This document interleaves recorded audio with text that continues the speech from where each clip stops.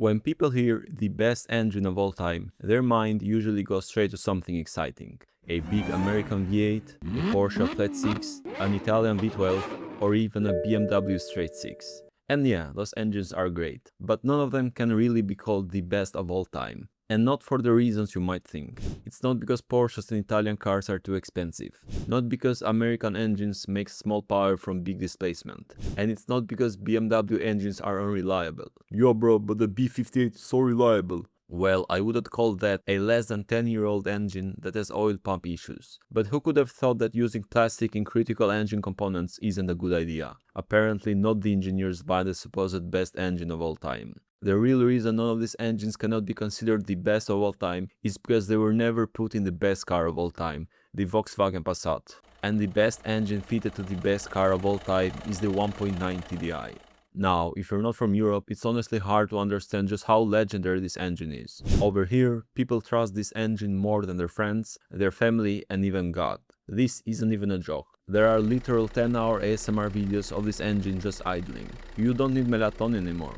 You don't need white noise or meditation apps. You just need to put on the 1.9 TDI idle sound, close your eyes, and within minutes your cortisol levels are dropping. Because somewhere deep in your brain, you know that something strong and dependable is watching over you. So how did a small diesel engine build an actual cult following? Pop the hood. Pop the hood? Pop the hood. There are three reasons. First, reliability. 500,000 kilometers on the original engine is not some mythical achievement with a 1.9 TDI. It's just what happens when you do your oil changes on time. These things are genuinely hard to kill. While other engines are having their turbos replaced and their timing chains rattle like crazy, the 1.9 TDI is just broken in. Second, fuel efficiency. Getting around 4 to 5 liters for 100 kilometers in something like a Golf was easy. Today, that might not sound impressive, but back in the late 90s and early 2000s, that kind of efficiency was unheard of. Third, tunability. With some relatively simple modifications, a remap, an upgraded injector or two, you could get some respectable power out of this engine without sacrificing the reliability or the economy that made it famous in the first place. Before continuing, let's address the 1.9 TDI haters. They usually come with two main arguments. The first one is about reliability. They'll say there are other engines just as reliable or even more reliable, and then bring up some Toyota petrol engine that's done 1,000,000 miles somewhere in the US. And to be fair, they do have a point, but what they don't consider is how those miles were done. In the US, most of the driving is long-distance highway cruising, which is basically the easiest possible life for any engine. Steady speeds, fewer cold starts, and less stress overall. Diesels, on the other hand, are a bit more demanding. They don't love cold weather, they need to reach operating temperature to work properly, and they are definitely not designed for constant short city trips. And yet, the 1.9 TDI still manages to rack up insane mileage under all of these conditions. You'll see just an absurd amount of videos online of people cold starting this engine at minus 20 degrees Celsius. Alright, we'll try it again. And the people that own these engines never doubt if it will turn on. They would bet their lives on it, even if all the odds are stacked against it. I personally know people that have a car with a 1.9 TDI. They barely maintain it. They jump in, start the car, and instead of waiting for oil and fluids to circulate, they just throw it into gear and drive off immediately, on a short 5-minute city commute. And despite all of that abuse, the engine just keeps going.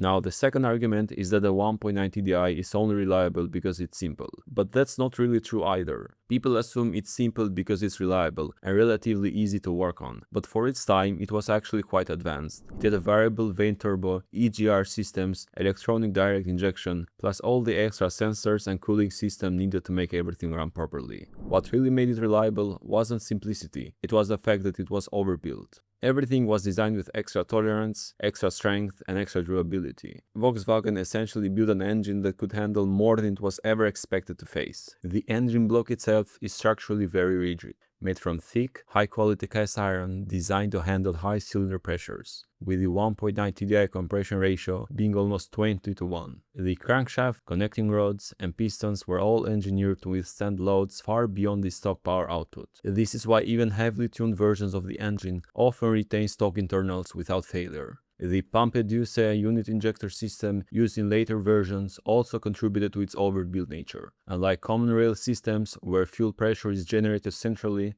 PD engines generate extremely high injection pressure directly at each injector using the camshaft. This required a reinforced valve train and a very robust camshaft design. As a result, the entire top end of the engine had to be engineered to tolerate significant mechanical stress. While this added complexity, it also meant that many components were stronger than necessary for everyday driving. Another key factor is the engine's relatively low output from the factory. Even in its more powerful variants, the 1.9 TDI was not pushed nowhere near its limits. In engineering terms, the engine was understressed, meaning it operated well within the limits of its materials and design. That's a major reason why these engines routinely exceed hundreds of thousands of kilometers with basic maintenance. This over-engineering meant the 1.9 TDI is tolerant to imperfect conditions. It can handle variations in oil quality, inconsistent servicing, and even minor mechanical issues without catastrophic failure. Now let's talk about where you can actually find this engine, because the answer is everywhere. Volkswagen dropped it into small hatchbacks like the Polo.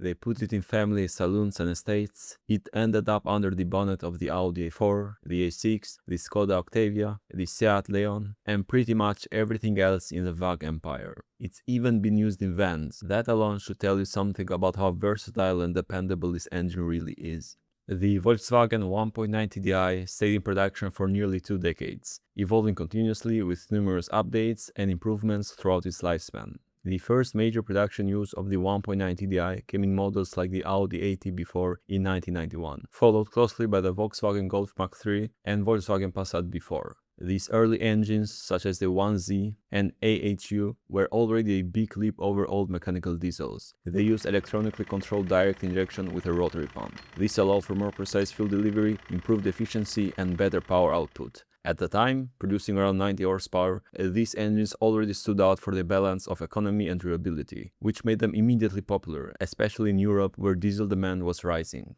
Adoption spread rapidly across the Volkswagen lineup and beyond. Because the engine was efficient and relatively compact, it was used in multiple brands under the group, including Audi, Skoda, and Seat. By the mid-90s, the 1.9 TDI had become a core engine across different segments, from small hatchbacks to family sedans, helping diesel engines gain mainstream acceptance. As the platform evolved, Volkswagen refined performance and drivability. The introduction of variable geometry turbochargers improved low-end torque and responsiveness, making diesel engines feel stronger and more flexible without sacrificing fuel efficiency. Engines like the AFN with 110 horsepower showed that the 1.9 TDI could deliver both efficiency and enjoyable performance, further accelerating its popularity. The biggest technological leap came with the transition to pump-induced in the late 90s and early 2000s. These engines, including well-known variants like the ASZ with 130 horsepower and ARL with 150 horsepower, used camshaft-driven unit injectors to achieve extremely high injection pressures. This resulted in better combustion, more power, and improved fuel efficiency. However, the adoption of PD technology also marked a shift towards greater complexity. The valve train had to be significantly reinforced to handle the additional forces required to drive the injectors. Oil quality became more critical, requiring specific standards to ensure proper lubrication of the camshaft and injectors. While these engines were more powerful and efficient, they demanded more precise maintenance. Despite increasing emissions requirements, the 1.9 TDI remained relatively simple compared to later diesel engines. It incorporated EGR system and catalytic converters, but avoided more complex components like diesel particulate filters. By the mid-2000s, the limits of pump-induced technology were becoming apparent. While it offered excellent performance, it struggled to meet increasingly strict emission standards, particularly in terms of noise and particulate control. This led to the gradual replacement of the 1.9 TDI with newer common-rail diesel engines. The 1.9 TDI has become legendary not only for its reliability, but also for its exceptional tuning potential, especially in its later pump-induced forms. It offers a rare combination of strong internals, high-efficiency combustion, and a large safety margin from the factory, making it one of the most tunable diesel engines ever produced. One of the main reasons the 1.9 TDI is so tunable lies in its over-engineered construction. In PD variants, the injection system itself is capable of extremely high fuel pressures, which means the engine can deliver significantly more fuel and therefore more power without requiring fundamental internal modifications. In simple terms, the engine was built to handle more than it was ever asked to produce in stock form. Another key factor is turbocharging. Most 1.9 TDI engines are equipped with variable geometry turbochargers, which already optimize airflow across a wide RPM range. From a tuning perspective, this provides a solid baseline. By increasing boost pressure and improving airflow, tuners can extract large gains even with minimal hardware changes. Combined with ECU remapping, which adjusts fuel delivery, boost levels, and timing, the engine responds well to relatively simple modifications. At a basic level, a stage 1 remap alone can significantly increase power. For example, a 1.9 TDI with 105 horsepower can typically reach around 130-140, while a 130 horsepower variant can climb to approximately 170 horsepower. Moving further, stage 2 setups introduce supporting modifications such as a larger intercooler, upgraded intake, and improved exhaust flow. At this level, outputs of 200 horsepower are common, depending on the specific engine variant. The limiting factors begin to shift towards turbo efficiency and clutch strength rather than the engine internals themselves. The real potential of the 1.9 TDI becomes clear with hybrid or larger turbo upgrades. By replacing the stock turbocharger with a hybrid unit or a larger turbo and pairing it with upgraded injectors, the engine can reach 250 horsepower reliably. At this stage, supporting modifications such as a stronger clutch, improved fueling components, and proper cooling become essential. For more extreme builds, the 1.9 TDI can go even further. Fully built engines with reinforced internals, large turbochargers, and extensive fuel upgrades have been known to produce more than 300 horsepower. While this level of performance sacrifices some reliability, it highlights just how much headroom exists within the platform. Although these may not seem huge numbers, you have to remember that this is a 90s 4-cylinder diesel engine. What makes this engine exciting is the amount of torque it produces, and the fact that peak torque comes at less than 2000 RPM, meaning in real-world driving it feels way more powerful than it actually is. People that drive tuned versions of this engine describe the sensation it brings as intoxicating. One of the best aspects about the 1.9 TDI is the community.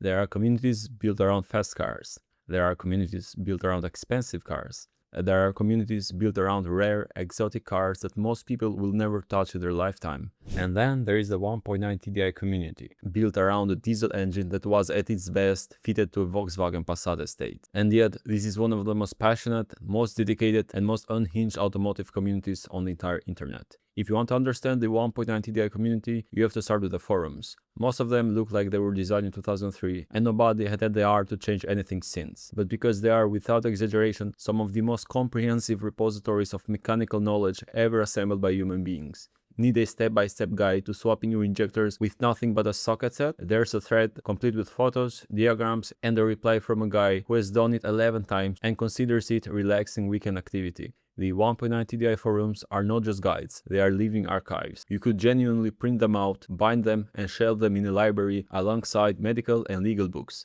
and nobody should question it. The remarkable thing is that these threads are often 15, even 20 years old, and people are still replying to them, still adding information, still thanking complete strangers for solving a problem that was first posted when some of the users were in primary school. And then there's a cult following. Owners don't just like the 1.9 TDI, they believe in it. To them, it's not just reliable, it's indestructible. The kind of engine that would probably survive the apocalypse, provided someone remembers to change the timing belt every now and then. You'll hear phrases like, only just broken in at 400,000 kilometers, said with complete seriousness. Social media has only amplified this mythology. Platforms like TikTok and Instagram are full of clips showing cold starts in freezing weather, engines running on questionable fuel, and cars that absolutely refuse to die. The comments are always the same: bulletproof, best engine ever made, or simply 1.9 TDI over everything. Memes play a huge role too. The 1.9 TDI has become a kind of an inside joke that everyone is in on. You'll see comparisons where modern luxury cars are labeled fragile, while a rusty old diesel hatchback with 500,000 kilometers is portrayed as immortal. There's a running theme that no matter what breaks on a car, the suspension, the interior, the doors falling off, the engine will still start every morning like it has something to prove. What makes it even funnier is that the community is self-aware. People know they're exaggerating, but only slightly. Yes, the engine has its flaws, turbo vanes stick, EGR valves clog, and certain PD engines eat camshafts if neglected. But none of that really matters in the grand narrative. In the world of the 1.9 TDI community, these are just minor inconveniences, like bad weather or taxes. In a way, this culture exists because the engine hit a perfect balance. It's old enough to be simple, new enough to be usable, and strong enough to survive almost anything. It is less about the engine itself and more about what it represents: durability, simplicity, and a quiet rebellion against disposable modern cars. It's a place where old forum posts are sacred texts, high mileage is a badge of honor, and sarcasm is the default language. And somehow, decades later, the legend is still growing. It is one of the stranger things the internet has produced: a passionate, knowledgeable, multi-generational community unified not by health or exclusivity or performance, but by a shared appreciation for something that simply works.